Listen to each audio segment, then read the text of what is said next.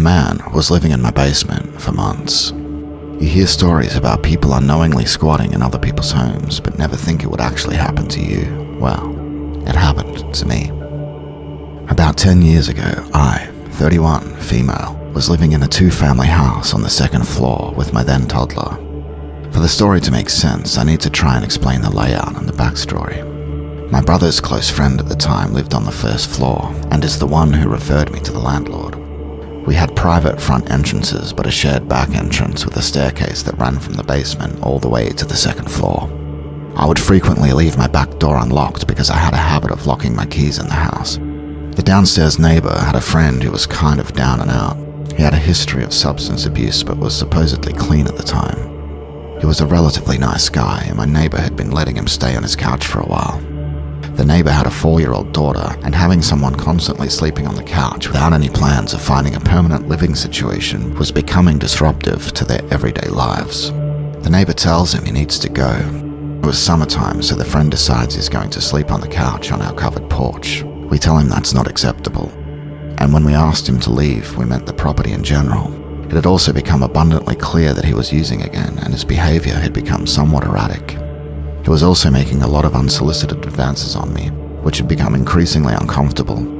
He wasn't happy, but it wasn't our problem. He stopped coming around and we no longer saw him around town. Fast forward a month or two and I noticed things going missing. Jewelry, small amounts of money left around the house, inconsequential items I had written off as lost.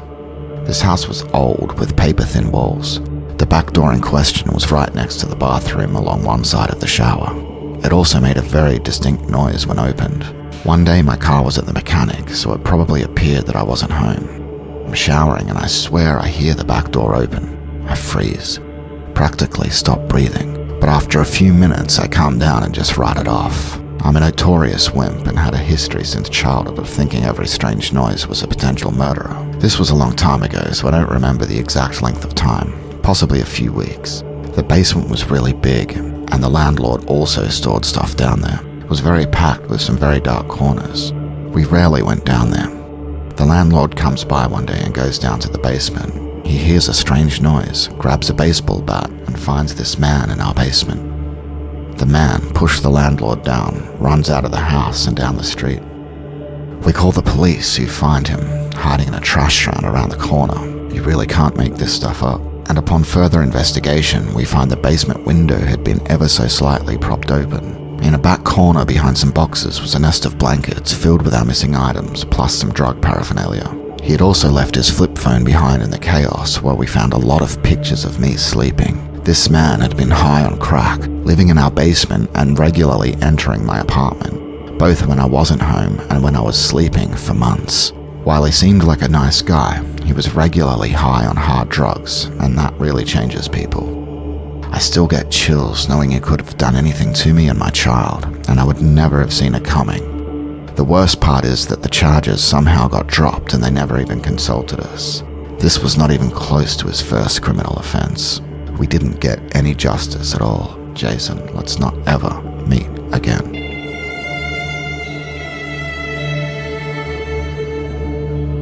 Creepy FedEx driver. I, 23 female, am a bartender. I have some crazy stories where I've been genuinely scared for my life, but this has got to be the worst.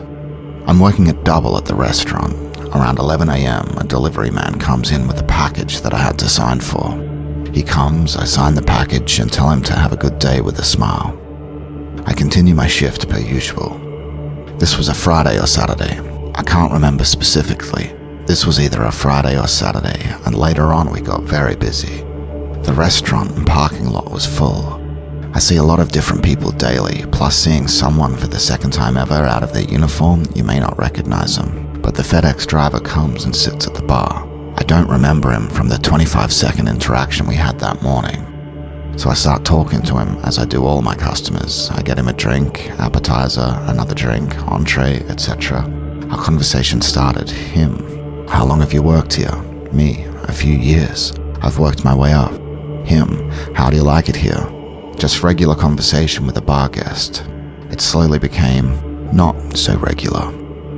He asked me if I had a boyfriend. I said yes. He would change the subject and then go back.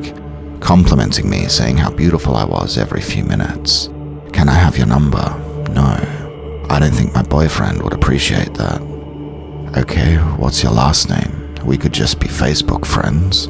All very annoying, but still normal interactions I've had with men in this industry. But he started to become really pushy over time, pressing me for my phone number or social media. I continued to politely decline and laugh it off. He then tells me, I actually came this morning to drop off a package with FedEx. You signed for it. I came back just for you. I smile and continue with my stupid customer service. Oh yeah, I remember you. I smile and laugh it off. I even stepped in the back to vent to my manager at this point about how he was being extra pushy and uncomfortable. Flash forward about an hour, he pays his tab and leaves. I'm just glad he's gone at this point. We'll say as a guess it's about 7 p.m. when he leaves. We are still very busy and we close at 10. So we finish dinner service, customers slowly start to leave, and the restaurant is finally empty. I've been cleaning for a while and I'm finally finishing up. It's about 10:30 at this point. I'm cleaning the bar and I look up, and I see one car in the parking lot. I notice that the delivery driver from earlier is standing outside of the car, walking around it and seeming like he's cleaning the back seat out. Doors open and he is leaning in and out with a bag. As soon as I realize it was him, who had left almost 4 hours ago, my heart sank. Why was he still here? Why was he cleaning the back seat out? I freak out. My manager and I are the only people left in the restaurant at this point. It's almost 11. I run to her and tell her everything about how he came back just for me and about how he had seemingly left 4 hours ago. And I made her come from the back of the restaurant to behind the bar up front so she could see him in the parking lot. I don't know, just waiting for me. She says she's going to call the police. At this point, my boyfriend and I had an apartment literally 5 minutes away from the restaurant. I told her not to worry about it, I'll just call my boyfriend to come get me. I did just that, but my boyfriend could immediately tell something was wrong, so I gave him a quick debriefing of what was going on. He said he'd be there soon and I hung up. All I remember is my boyfriend coming into the restaurant to get me, walking me to the car through the back door and me getting home. But my boyfriend, who was very confrontational and protective, later told me that he pulled in the parking lot to see the FedEx driver sitting in the driver's seat of his car. My boyfriend walked up to his car and knocked on the window for him to roll it down. He does, and my boyfriend tells him something along the lines of, "You need to get out of here." And this is where the scariest thing happens. The dude responded to him in a different language, just mumbling and acting like he didn't speak English. My boyfriend said something like, "I know you speak English, you've been talking to my girlfriend all night, and you need to get out of here." The guy just continued to ramble in a different language until my boyfriend raised his voice and said, "You have 15 seconds before I pull you out of this car and you never leave this parking lot." For the guy to finally put the car in drive and speed off. I was on edge for weeks after this interaction and even considered switching jobs. Why was he still in the parking lot that long after close and hours after cashing out his tab? And why was he cleaning his back seat? To the creepy bar guest / delivery driver, let's never meet again.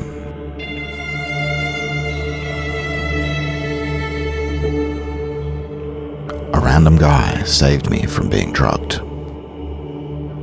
This happened this Saturday, 2 days ago. I'm a 19-year-old freshman at uni who moved from a fairly small town to a big city. There was a guy I talked to over Tinder for around 2 weeks. He was cute and seemed nice. We had a lot in common. He even studied at the same university. He was older though. He already had a degree and was now doing postgrad. The first time we ever met, we went out to grab a coffee on Monday, exactly a week ago. We had a great time, and when he asked me if I'd like to get drinks on Saturday, I happily said yes. We met up at a local bar and talked without a moment of awkwardness for 2 hours. We really clicked. I had to go to the bathroom, and when I came back, a man was waiting for me outside the toilet. He stopped me and told me the guy sitting at my table had put something in my drink and asked me if I wanted him to call the police. I thanked him but said no, everything's fine, and went back to my table. I really liked this guy and wanted to believe that the random man was just pranking me. Still, I wasn't willing to risk it. So I told him directly what happened. I said, "I'm sorry, this sounds insane, but after I got out the bathroom, some random guy told me you put something in my drink." He laughed and said that's crazy, and we giggled at the situation together. He wasn't serious about it at all.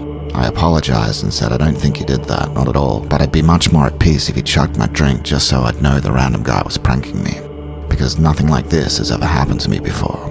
I apologized again and said the drinks are on me and I'm very sorry to make this situation awkward. He said that's absolutely not a problem, he just had to go to the bathroom first.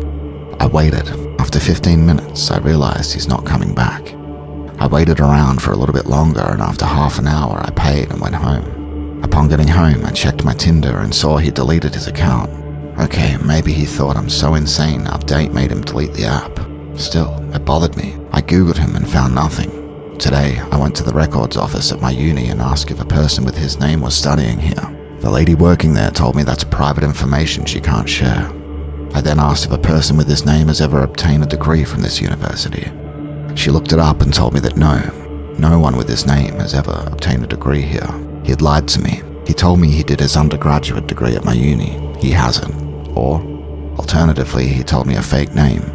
I'm now sure that he had terrible intentions and did spike my drink. I was more than lucky that someone noticed. I have no idea what he'd do to me had I drank that drink, and I really don't want to know. I'm still a bit creeped out by this situation. I did delete Tinder, and I'm very glad I didn't give him my phone number or my address. He did offer to pick me up, and I cleverly said no. Dumbly told him that the coffee place we met up at is walking distance to my apartment, so he knows the area I live in, as well as my first and last name and where I study. I don't think there's anything I can do about it though. I seriously doubt he even gave me his real name. To the random Tinder guy who lied to me and probably tried to drug me, let's not meet again. And to the kind man who'd made me aware of the situation, thank you very much.